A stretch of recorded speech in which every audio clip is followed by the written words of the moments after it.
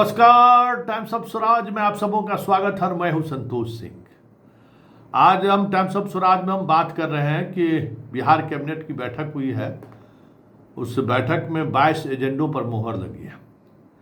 सबसे बड़ी बात यह है कि जिन मुद्दों पर को सबसे प्रमुखता दी गई है वो है कि महिला कर्मचारी अधिकारी जो भी हैं उनके लिए अब कार्यस्थल के आसपास ही सरकार भवन बनाएगी। बहुत अच्छी बात है। तो पहले पुलिस डिपार्टमेंट में इतना जो बहाल किए हैं, पुलिस लाइन में महिलाओं को रहने की व्यवस्था ठीक से कर दीजिए ना, थाने में कर दीजिए ना, तब बाकी जगह करिएगा। अभी तो सबसे ज़्यादा विभाग में वही है, तो सबसे ज़्यादा ज़रूरी वहाँ है ना। जिन जगहों पर आपको सबसे ज़्यादा ध्यान देने की ज़रूरत है, सबसे ज़्यादा जिन मुद्दों को लेकर वहाँ समस्याएं हो रही हैं। खैर, सरकार ने ये फैसला लिया है। इसके अलावा कई डॉक्टरों को सरकार ने बर्खास्त किया है। बर्खास्तगी के सहारे कहीं न कहीं वो ऐसे डॉक्टर जो लगातार गायब रह रहे हैं, डॉक्टर की वजह से सरकार बदनाम हो रही है, ऐसे डॉक्टर पर कार्रवाई हुई है। जरा सुनिए एस सिद्धार्थ क्या कह रहे हैं पूरे कैबिनेट की बैठक के बारे में। नमस्कार। आज मंत्रिपरिषद में 22 एजेंडा पर निर्णय हुआ है। सबसे महत्वपूर्ण जो एजेंडा है वो हमारे राज्य सरकार में महिला सरकारी सेवकों के संबंध में है। राज्य सरकार में जो महिला सरकारी सेवक जिनकी नियुक्ति हुई है, सरकार ने यह निर्णय लिया है कि पदस्थापन स्थल के निकट आवासन सुविधा उपलब्ध कराई जाएगी। तो सबसे पहला ये निर्णय बहुत महत्वपूर्ण निर्णय है कि जहाँ पर वो कार्य कर रही हैं वहाँ पे सुरक्षित आवासन सुविधा उपलब्ध कराइए। इसके लिए पूरे राज्य में एक्सप्रेशन ऑफ इंटरेस्ट फ्लोट किया जाएगा और इच्छुक मकान मालिकों का एक्सप्रेशन ऑफ इंटरेस्ट लिया जाएगा। साथ ही साथ जो अनुमंडल पदाधिकारी हैं उनके द्वारा जो किराया निर्धारण की व्यवस्था है उसके अंतर्गत, सरकारी किराया निर्धारण की व्यवस्था है उसके अंतर्गत होगा। प्राप्त आवेदन जितने एक्सप्रेशन ऑफ इंटरेस्ट है उसके लिए भवनों का चयन किया जाएगा। इसके लिए एक कमेटी बनाई है जिसमें जिला पदाधिकारी, जिला पुलिस अधीक्षक, स्थानीय निकाय के प्रतिनिधि, भवन निर्माण विभाग के कार्यपालक अभियंता और सदस्य सचिव अनुमंडल पदाधिकारी होंगे। ये सभी लोग सभी जो भवन है उसको चेक करेंगे, सुरक्षा के दृष्टिकोण से ठीक है या नहीं है, बिजली, जल, शौचालय सब चेक करेंगे। और उसके बाद जो हमारे महिला कर्मी हैं, महिला ऑफिसर्स हैं, उनको ये आवंटित किया जाएगा यदि वो इच्छुक हैं।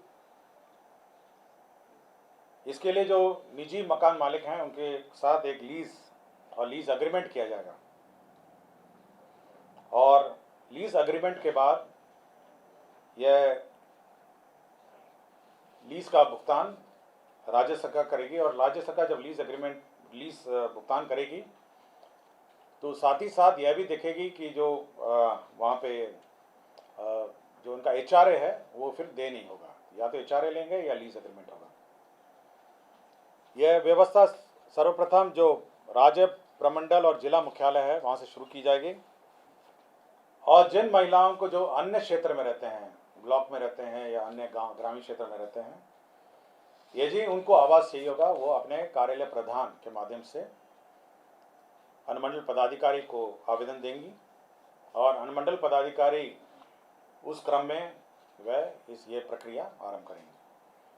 तो ये पूरे राज्य में जितने भी महिला कर्मी हैं, जिला मुख्यालय में हैं, प्रमंडल और राज्य मुख्यालय में हैं, और साथ ही साथ जो हमारे क्षेत्र कर्मी हैं उन सभी के लिए लीज्ड अकोमोडेशन उपलब्ध कराएगा ताकि हमारी जो महिला ऑफिसर्स हैं और कर्मी हैं वह सुरक्षित रूप से क्षेत्रीय कार्यालयों में अपना कार्य कर सकें। आप ज़रूर पूछिएगा कि ये टीचर्स के लिए भी लागू है, क्योंकि वो सरकारी कर्मी हैं और सबसे ज़्यादा महिला कर्मी शिक्षा विभाग में है। यह व्यवस्था उन पर भी लागू है। मैं पहले ही बता दिया कि ये शिक्षा विभाग पर भी लागू है। महिला बहुत ह्यूज संख्या में ना, शिक्षा विभाग में तो आपका 50 से ऊपर है, 50% से ऊपर के आसपास हो गए। और 6 लाख हैं तो मोटा मोटी आप समझ लीजिए 3 लाख तो महिला कर्मी हैं। और बाकी अन्य विभाग में भी जो परसेंटेज ऑफ रिक्रूटमेंट है 35% जो शैक्षिक आरक्षण है महिलाओं का, और 3% 90 जो महिलाओं के लिए आरक्षित है, पिछड़ी जाति वर्ग की महिलाओं के लिए 3% है, और छोड़ के 97 का 35% जो है शैक्षिक आरक्षण महिलाओं का है। तो इसलिए बड़ी संख्या में विमेन ऑफिसर्स हैं और विमेन कर्मी भी हैं। कैबिनेट में निर्णय हुआ है कि हमारे महिला कर्मी और महिला ऑफिसर्स को आवास उपलब्ध कराया जाए। दूसरा एक निर्णय हुआ है नगर विकास एवं आवास विभाग से संबंधित है। बिहार नगर पालिका क्षेत्र विज्ञापन नियमावली 2023 में प्रस्तावित संशोधन के साथ बिहार नगर पालिका क्षेत्र विज्ञापन संशोधन नियमावली 2025 पर स्वीकृति के संबंध में, तो इस संबंध में जो निर्णय हुए हैं उसमें जो विज्ञापन है, नगर क्षेत्र में विज्ञापन है, उसके बारे में नए गाइडलाइंस इशू हुए हैं, जिसमें किस प्रकार के विज्ञापन लगेंगे, क्या उसके रेट्स होंगे, यदि रेट का भुगतान नहीं होगा तो उसको हटाया जा सकेगा। तो ये सारे प्रावधान किए गए हैं।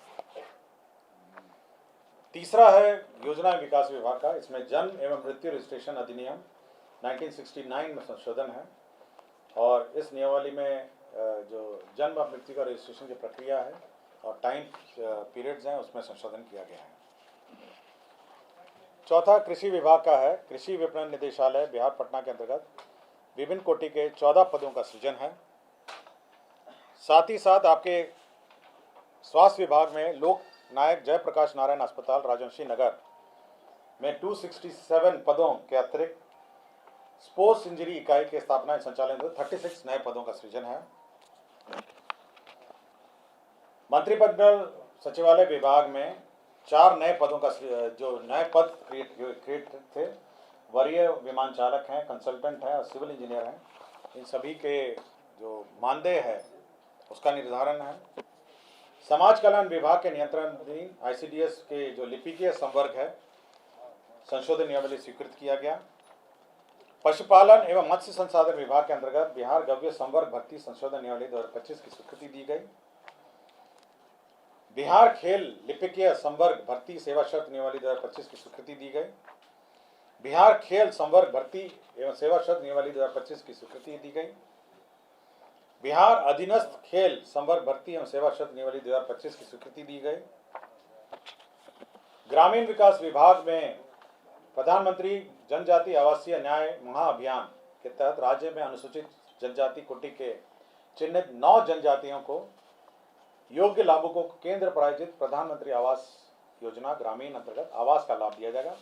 मैं पढ़ देता हूँ ये कौन से नए 9 जनजाति हैं। एक तो असुर है, दूसरा बिरहोर है, तीसरा बिरजिया है, चौथा हिलखरिया है, पांचवा कोरवा है, माल पहाड़ी है, परैया है, सूर्या पहाड़िया है एवं सावर जनजाति हैं।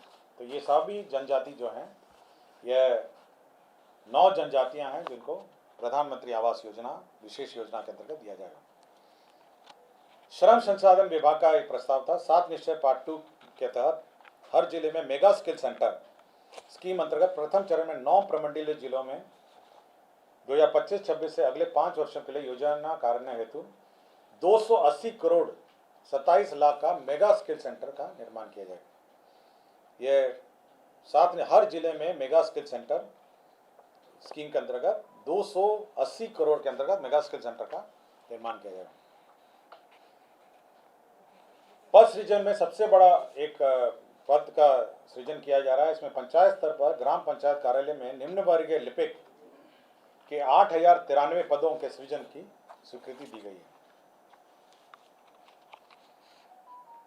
जल संसाधन विभाग के अंतर्गत जल संसाधन केंद्र प्रायोजित स्कीम में बाढ़ प्रबंधन कार्यक्रम के तहत 100 करोड़ से कम लागत की योजनाओं को राज्य मध्य योजना से कराने का निर्णय लिया है।